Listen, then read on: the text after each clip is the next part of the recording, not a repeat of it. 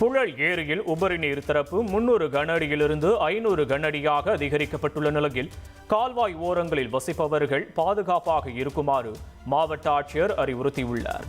இதேபோல் சோழவரம் ஏரியிலிருந்து 250 கன அடி உபரி நீர் திறக்கப்பட்டு வருகிறது.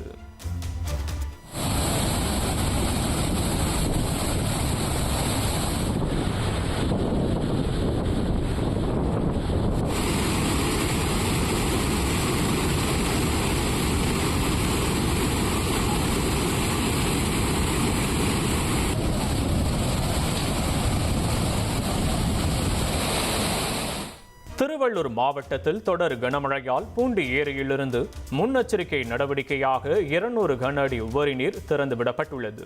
இதனிடையே கடந்த 24 மணி நேரத்தில் திருவள்ளூரில் 6 சென்டிமீட்டரும், கும்மிடிப்பூண்டி சோழவரம் பொன்னேரியில் தலா 9 சென்டிமீட்டரும், அதிகபட்சமாக தாமரைப்பாக்கத்தில் 11 சென்டிமீட்டர் மழையும் பதிவாகியுள்ளது.